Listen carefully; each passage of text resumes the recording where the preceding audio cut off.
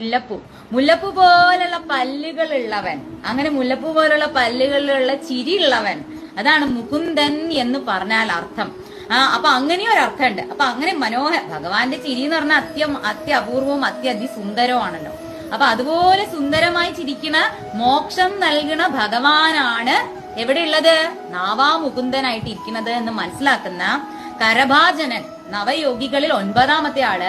അവിടെ പ്രതിഷ്ഠിക്കുന്ന വിഗ്രഹം അപ്രത്യക്ഷമാകാതിരിക്കാനായിട്ട് എന്ത് ചെയ്യണമെന്ന് ഭഗവാനോട് ചോദിക്കുമ്പോ ഭഗവാൻ തന്നെ മനസ്സിൽ തോന്നിപ്പിക്കുകയാണ്, എനിക്ക് അഭിഷേകം പുണ്യനദിയായ നിളയുടെ ഭാരതപ്പുഴയുടെ വെള്ളം കൊണ്ട് എന്നെ അഭിഷേകം ചെയ്യണം. അത് മാത്രമല്ല, തിരുനാവായക്കുള്ള മറ്റൊരു പ്രത്യേകത, ഇവിടെ നിറയെ താമരക്കായലുകൾ ഉണ്ട്. താമരപ്പൂവിന് പ്രസിദ്ധി ആർജിച്ച സ്ഥലമാണ് തിരുനാവായ എന്ന് പറയുന്നത്. ഇവിടെ നിറയെ താമര കൃഷിയാണ്. ഈ ക്ഷേത്രത്തിന്റെ സമീപ പ്രദേശങ്ങളിലെല്ലാം താമര കുളങ്ങള്, താമര കൃഷി നമുക്ക് കാണാൻ സാധിക്കും. അപ്പോ താമരപ്പൂ കൊണ്ട് എനിക്ക് അർച്ചന ചെയ്യണം എന്ന് ഭഗവാൻ പറയും. അത് മാത്രല്ല, എനിക്ക് നെയ് വിളക്ക് വേണം ദീപമായിട്ട് തെളിയിക്കാൻ. അതുപോലെ എനിക്ക് പാൽപായസം വേണം, പാൽപായസം നേദ്യമായി അർപ്പിക്കണം. അപ്പൊ ഈ 4 കാര്യങ്ങൾ ഇപ്പോഴും ഈ തിരുനാവായ ക്ഷേത്രത്തില് ചെയ്യണുണ്ട്.